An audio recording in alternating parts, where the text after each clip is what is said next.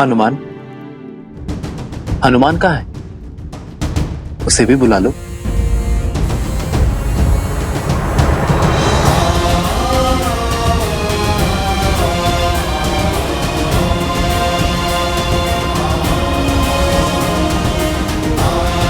न जाने उन्हें आप पे किस दुख का आभास हो रहा था, क्या चिंता खा रही थी उन्हें, जो वो अकस्मात ही लक्ष्मण काका श्री से मिलने अयोध्या की ओर बढ़ गए।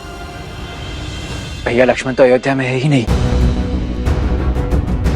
यदि हनुमान जी को सत्य का ज्ञात हो गया तो? नहीं है अर्थात? कहाँ गए लक्ष्मण काका श्री? क्या हुआ उनके साथ?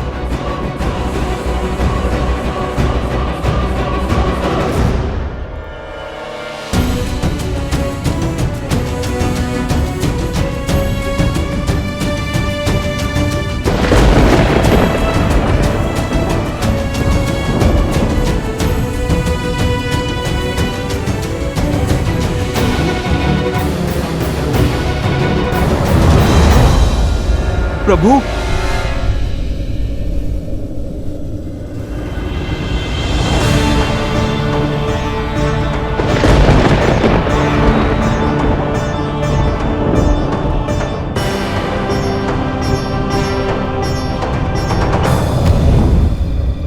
प्रभु, प्रभु, प्रभु। भैया,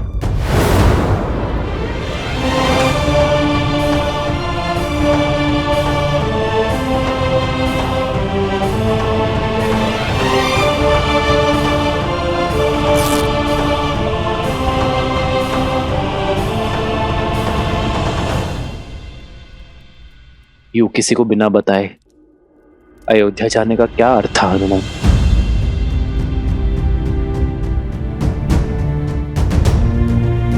मुझे लगा मैं तुमसे छुपा लूंगा, किंतु ये कैसे भूल गया कि एक भक्त की श्रद्धा में भगवान को विवश करने की शक्ति होती है। हनुमान, मैंने तुम सबसे एक सत्य छुपाया है, और वो सत्य ये कि लक्ष्मण ने सरयू में जल समाधि ले दी है।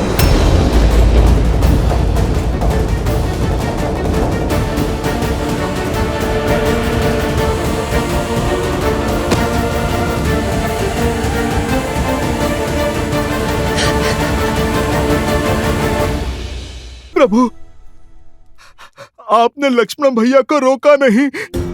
रोका था हनुमान, बहुत रोका था, किंतु मेरे लक्ष्मण ने ना रुककर इस संसार में धर्म और वचन का उदाहरण स्थापित किया है।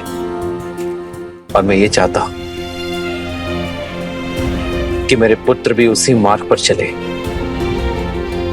धर्म और वचन की स्थापना के लिए अपने प्राण तक त्यागने को सज रहे। हनुमान, मैं जानता हूं दुख विराट है, किंतु ये समय टूटकर बिखरने का नहीं है। ये समय है स्वयं को संभालने का, हर संकट से लड़कर संसार की रक्षा करने का है।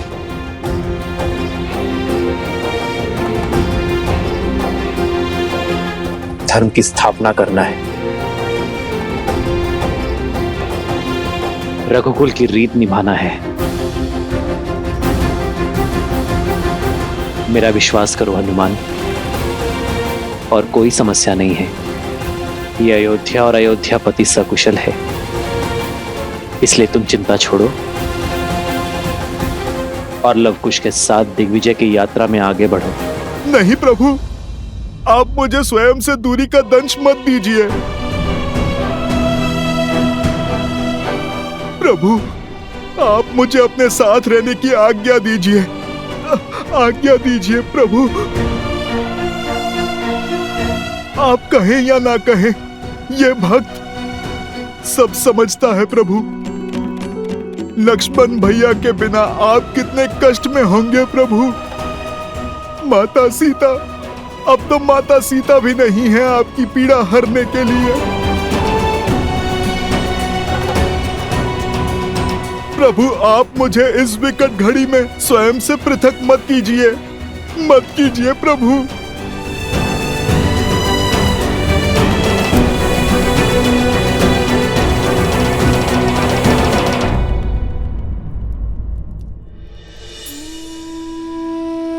यदि आप हमारे कारण चिंतित है पिताश्री, तो आप व्यर्थ में ही व्यतीत हो रहे हैं। वक्त से इस विकट घड़ी में भगवान के साथ उनका सुख मत छीनिए। देखिए ना, आपकी चिंता हनुमान जी के मुख पर प्रदर्शित हो रही है। जिन्हें आपके साथ रहना चाहिए, हमारे साथ नहीं। हम पर विश्वास कीजिए और ऐसे एक भक्त की आस मत तोड़िए। हनुमान,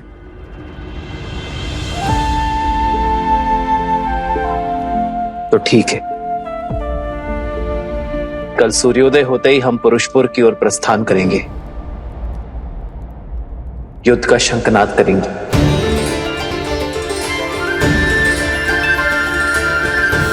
और तुम भी हमारे साथ ही चलोगे हनुमान।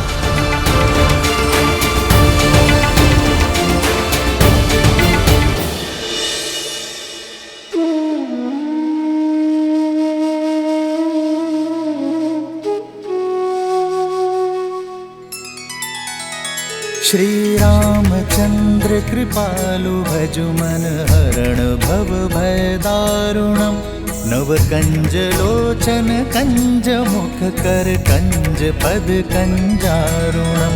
भगवान के अवतार का केवल नहीं गुणगान है, कैसे नारायण बने नर इसका पावन ज्ञान है। श्री राम श्री राम श्री राम श्री राम। आयुष्मान भव पुत्र।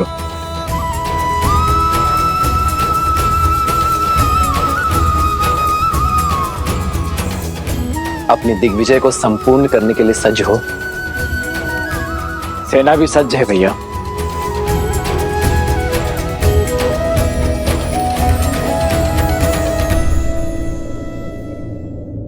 अपनी दिग्विजय की मद में रघुकुल की रीत, सूर्यवंश की कीर्ति को मत भूल जाना पुत्रों। ये सदैव स्मरण रखना कि विजय केवल शस्त्र से ही नहीं, चरित्र से भी होती है।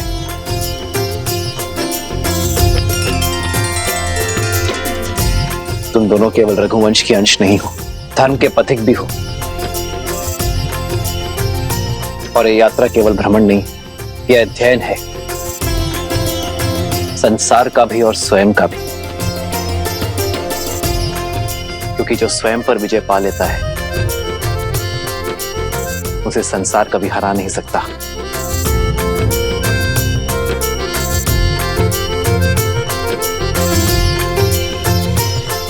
आयुष्मान भव। राम रचिरा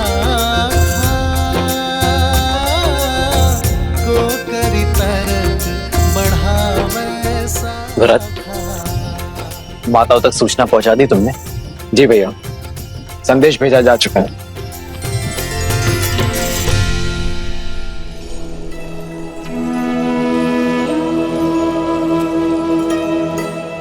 माता,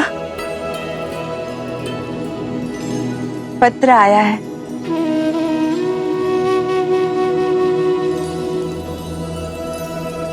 प्रभु ने आप दोनों की सुन ली। कल महाराज और भरत भैया की भेंट लव, कुश और हनुमान जी के साथ हुई और रात्रि में भोजन भी उन लोगों ने साथ में ही किया। तुम सत्य कह रही। धन्यवाद नारायण, धन्यवाद। मेरे पोते अपने पिता से मिले, उनका आशीर्वाद पाया, इससे सुखद और क्या हो सकता है।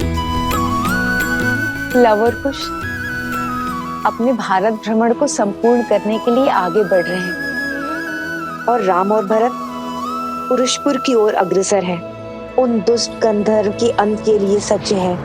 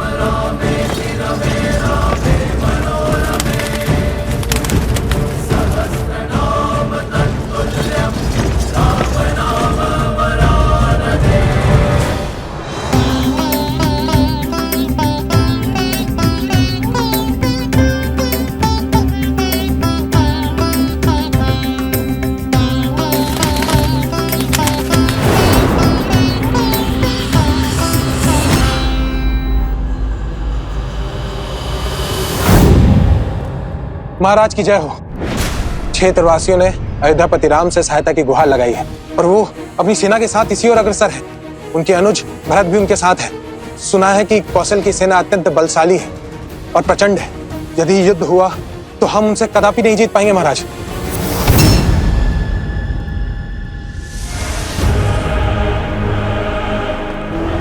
जिस सेना के विरुद्ध हमारी जीत असंभव है, वो युद्ध भूमि तक पहुंचेगी नहीं।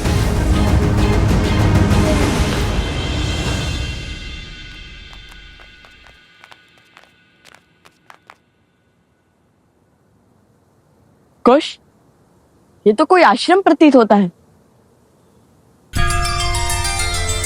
कदाचित आज भाग्य में किसी महान ऋषि से भेंट का आनंद लिखा है।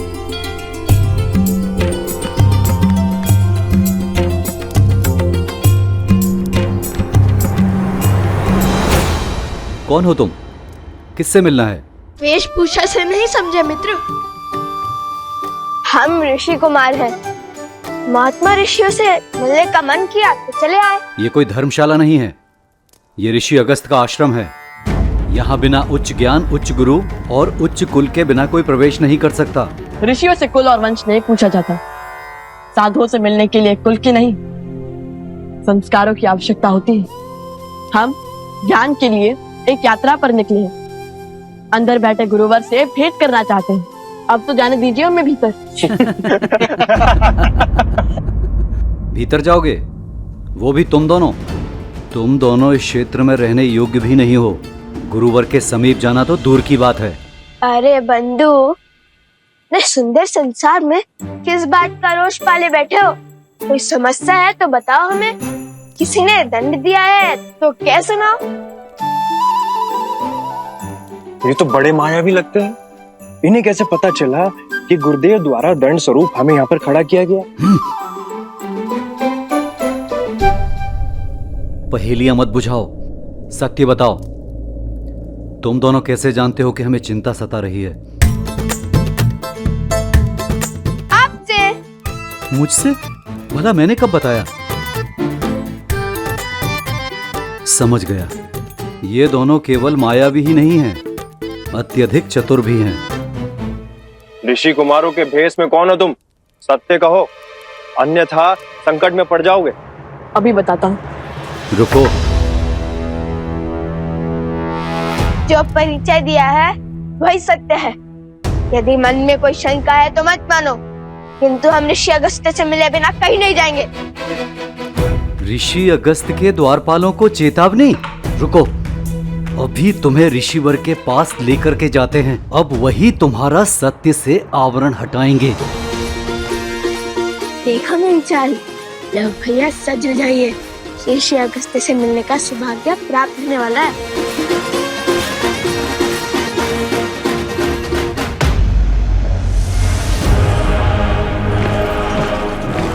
वो देखिए महाराज, राम की सेना घाटी में प्रवेश कर चुकी है।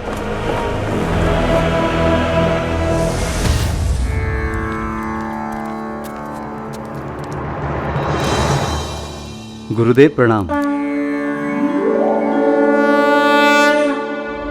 गुरुदेव, ये बालक आपसे मिलने की हट कर रहे थे। वेश तो किसी ऋषि कुमारों वाला है, किंतु आत्मविश्वास किन्हीं राजकुमारों सा है। इतना अहंकार तो किसी मायावी दानव में नहीं होता जितना इन दोनों में है। जानते हो ये दोनों कौन है? अवश्य, मायावी धूर्त हैं दोनों। नहीं, अयोध्यापति श्री राम और देवी सीता के पुत्र लवकुश हैं। प्रभु श्री राम और सीता माता के पुत्र? हमें क्षमा कर दीजिए, हमें क्षमा कर दीजिए ऋषि कुमार, नहीं राजकुमार। आपको पहचानने में हमसे भूल हो गई। उठो उठो मित्र।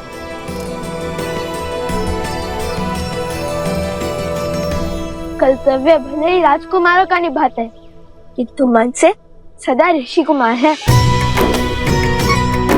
हम भारत भ्रमण पर निकले, हर अंतर, हर भेद को समाप्त करने निकले हैं हम, ना कि उसे बढ़ाने या उसका बढ़ावा देने।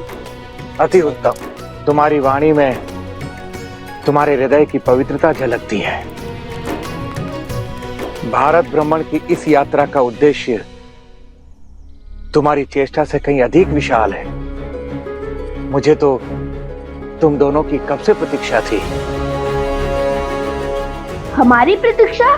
तुम्हारा यहाँ आना मात्र संयोग नहीं है लवकुश, एक बहुत बड़ा युद्ध तुम्हारी प्रतीक्षा कर रहा है। एक असुर जो अपने मन में तुम्हारे प्रति द्वेष का दंश भरे बैठा है, वो तुम्हारे अंत को आतुर है। ये युद्ध साधारण युद्ध नहीं होगा। ये शत्रु तुम्हारे अन्य शत्रुओं से बढ़कर बलशाली है।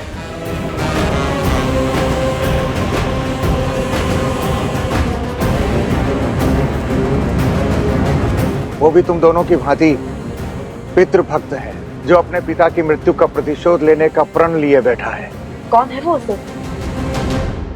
कुंभकर्ण पुत्र देवामित्र।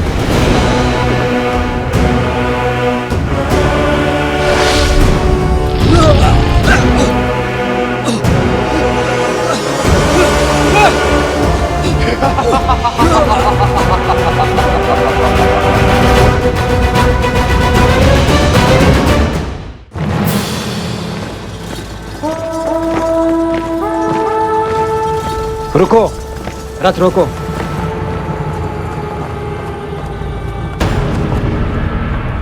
भरत, तुम सेना को लेकर आगे बढ़ो।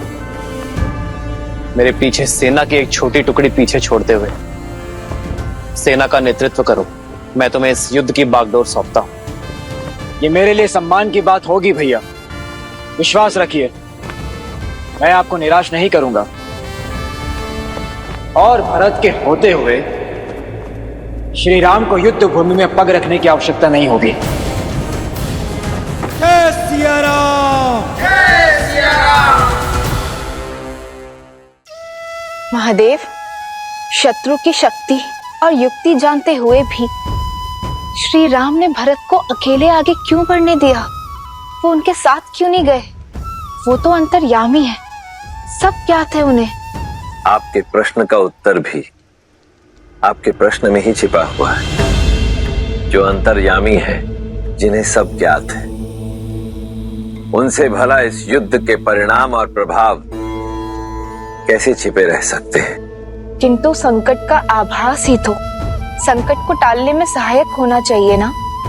सच्चा नायक वो नहीं जो अपने शौर्य की ओट में संसार के प्राणियों को जीवन के संघर्षों से बचाए, अपितु सच्चा नायक तो वो है जो उन्हीं प्राणियों को जीवन के संघर्षों से जूझने के लिए सज्ज करे।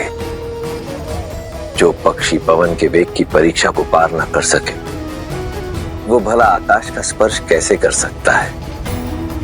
श्री राम भी भरत के शौर्य को आकार दे रहे हैं। उन पर आज भरोसा कर उन्हें कल के लिए, भविष्य के लिए तैयार कर रहे हैं, क्योंकि अब राम के अयन का अगला अध्याय आरंभ होने वाला है, जो इस युद्ध से बहुत अधिक विराट है, जिसका उद्देश्य विश्व विजय नहीं, जगत का कल्याण है।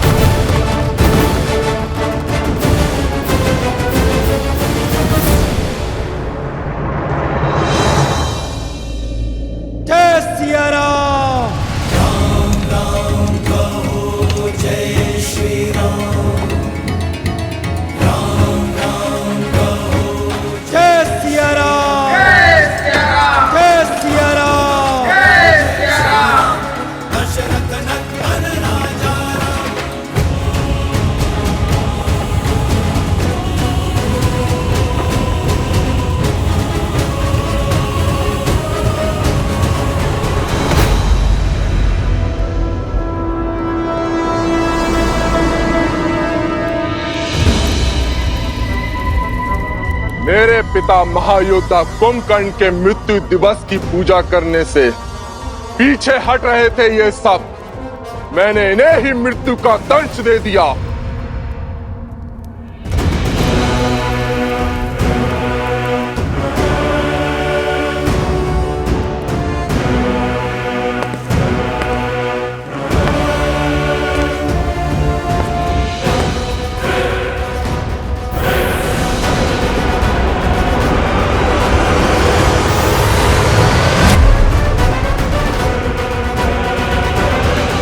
किसी भी अन्य नगर, द्वीप, राज्य से पंडित लाओ, उन्हें हमारे प्रजाजन दास के रूप में भेंट करो।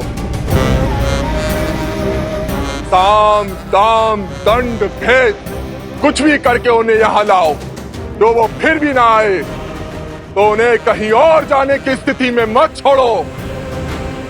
मेरे पिता महान थे, शूरवीर थे, राष्ट्रभक्त थे, किंतु षड्यंत्रकारी राम ने उनकी सांस और उनका सम्मान दोनों छीन लिए।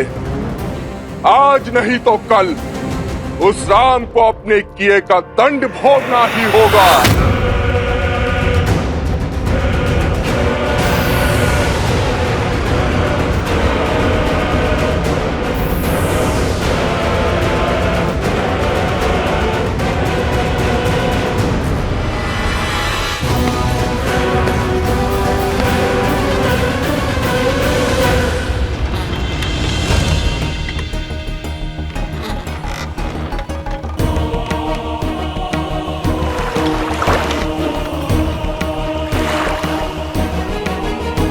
यहाँ से पूर्व की ओर जो द्वीप है, वही है कुंभकर्ण के सौतेले पुत्र देवामित का साम्राज्य।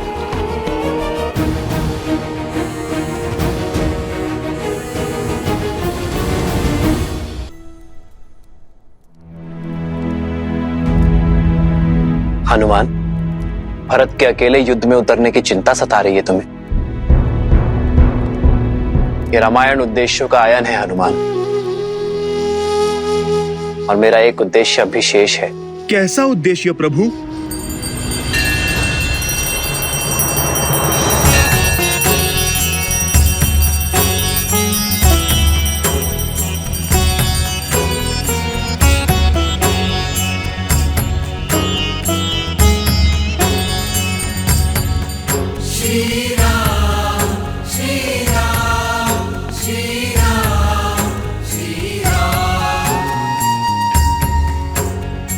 दशरथ पुत्र राम का नमन स्वीकार करे ऋषि कुंभोधर।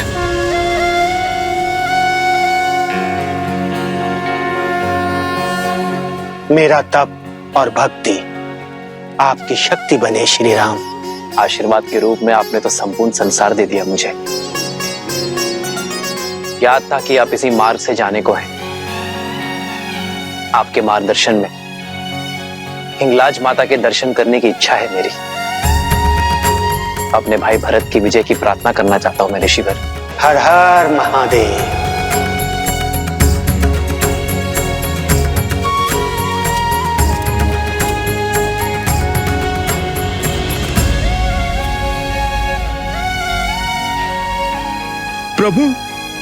प्रभु मार्ग बहुत लंबा है और विकट भी। ऐसे आप बिना पादुकाओं के आप कैसे? जगत जननी के दर्शन करने जा रहा हूं मैं हनुमान। जितना कष्ट सहूंगा उतना ही उत्तम होगा, और फिर सुख की शैया से दुख की धरा में उतरने को ही तो संतुलन कहते हैं। मां के द्वार पर सब समान है। वहां ना ही कोई राजा है और ना ही कोई रंक। सभी याचक हैं, सभी श्रद्धालु हैं।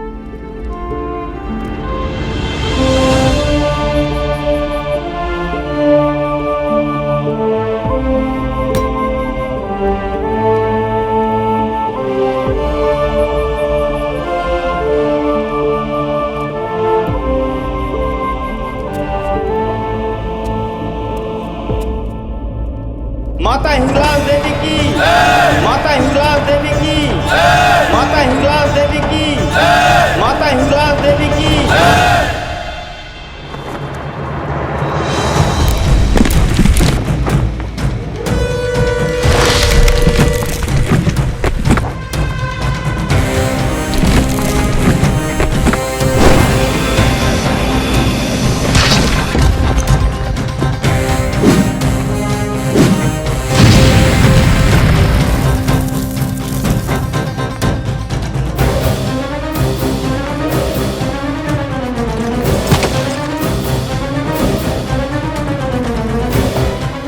आगे बढ़ो शीघ्र।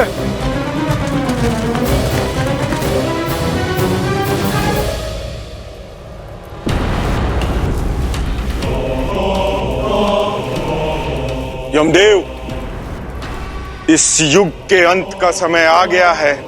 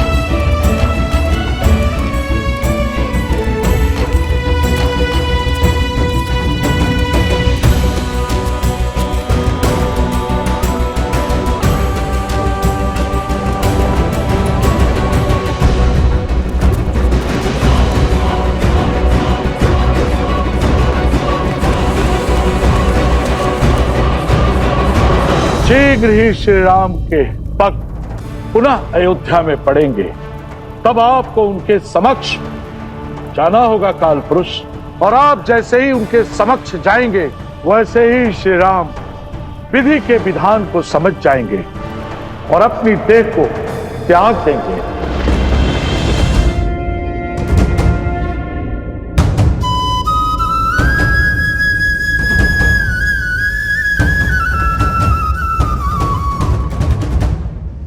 क्या परम भक्त हनुमान अपने श्री राम का देह त्याग सह पाएंगे? जब उन्हें ज्ञात होगा कि काल का चक्र स्वयं श्री राम पर ही चलने वाला है, तब हनुमान को कौन रोकेगा? कौन संबल देगा उन्हें?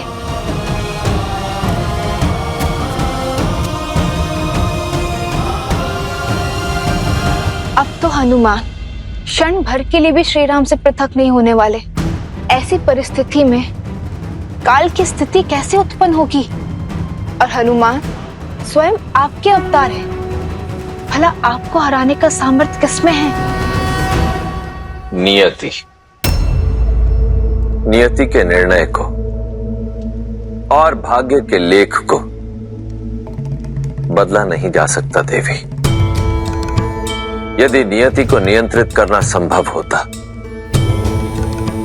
तो क्या स्वयं नारायण के अवतार श्री राम को वनवास का दंश सहना पड़ता? क्या देवी सीता धरती में समाहित होती? क्या श्री राम के अनुज लक्ष्मण इस प्रकार मृत्यु को वरण करते?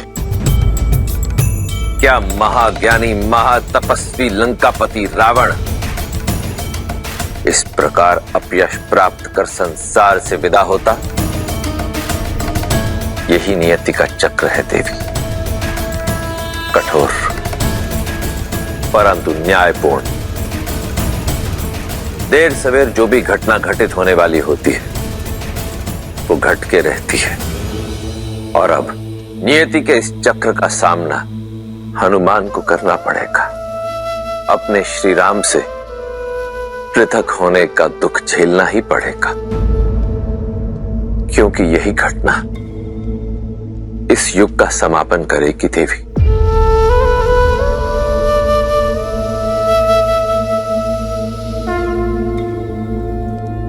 हिंगलाज देवी की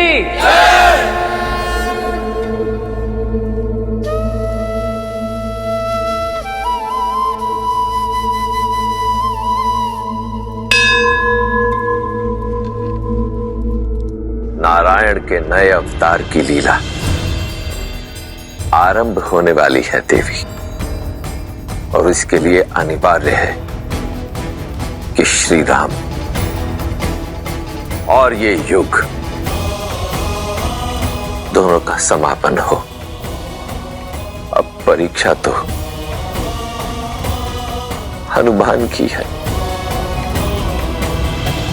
क्योंकि भक्त की इच्छा के विरुद्ध तो स्वयं भगवान भी अपने प्राण त्याग नहीं सकते। इसलिए यह आवश्यक है कि हनुमान स्वेच्छा से श्री राम को जाने दे।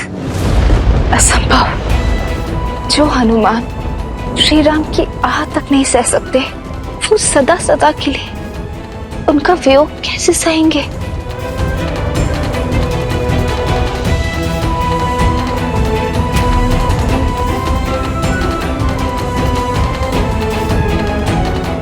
हनुमान, मैं कुछ समय यही ध्यान लगाना चाहता हूं। भरत और लवकुश के लिए प्रार्थना करना चाहता हूं।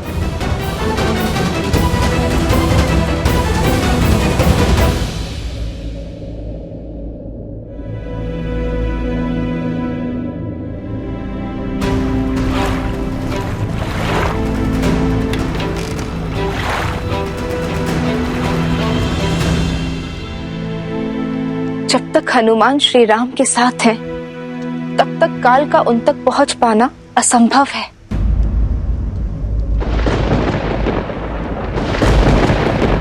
संपूर्ण त्रिलोक इस प्रश्न से चिंतित है देवी, और अब इसका उत्तर भी त्रिलोक ही ढूंढेगा। नारायण नारायण। हे परमपिता, आपने उपाय तो बता दिया, किंतु उसे करेगा कौन? आप नारद मुनि, आप करेंगे।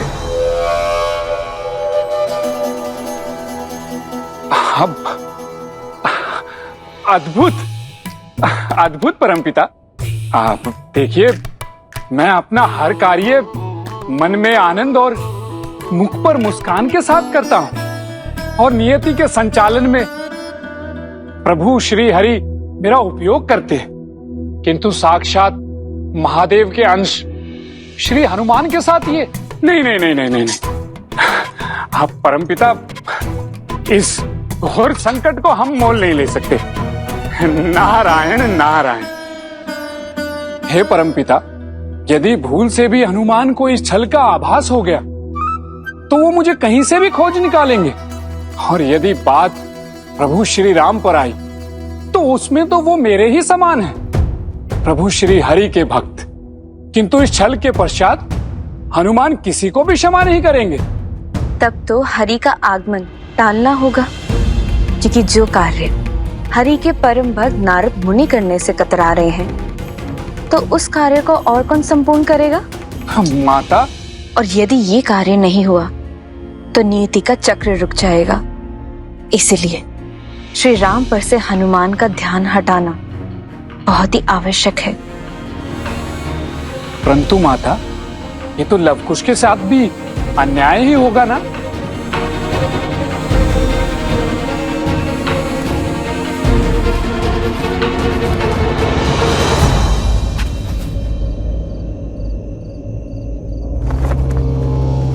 देवामिद बहुत बड़ा पितृभक्त है। वो अपने पिता को ईश्वर के समान पूजता है। वो राजा तो बन गया, किंतु उसकी दरिद्र प्रजा संसार को उपहार के रूप में बांटी जाती है। अपनी युक्ति और नीति से उस क्षेत्र के 7 द्वीपों पर उसका आधिपत्य है। उसके लिए संपूर्ण संसार में कोई महत्व रखता है तो वो है उसका पिता कुंभकर्ण। उसका एक ही उद्देश्य है, अपने पिता कुंभकर्ण की मृत्यु का प्रतिशोध लेना।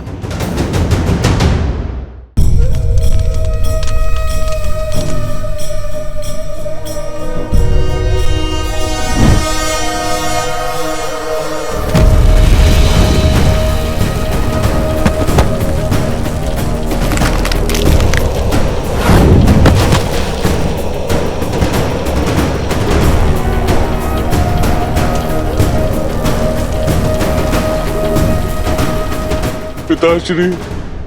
किंतु कुंभकर्ण उसकी माता करकोटी का दूसरा पति था।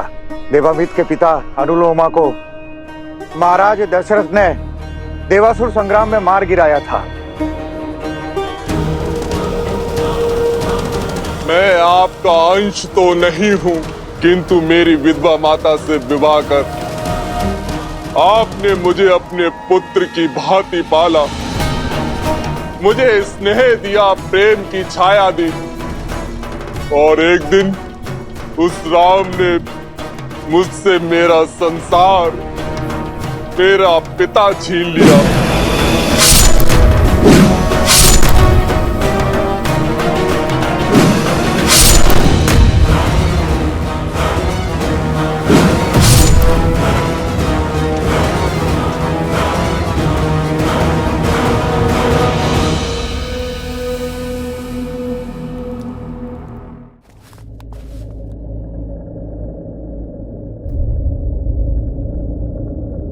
उस दुष्ट को दंड देना सरल नहीं होगा।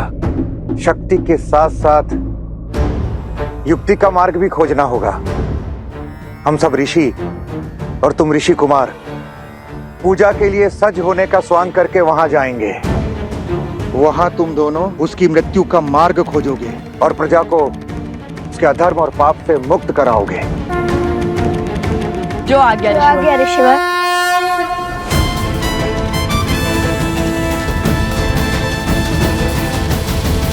आपने तो अपना अनुज धर्म निभाया, अपने भाई की आज्ञा का पालन करने के लिए अपने जीवन का बलिदान दे दिया। अब बारी मेरी है, मैं अपना पुत्र धर्म निभाऊंगा, आपकी मृत्यु का प्रतिशोध लूंगा।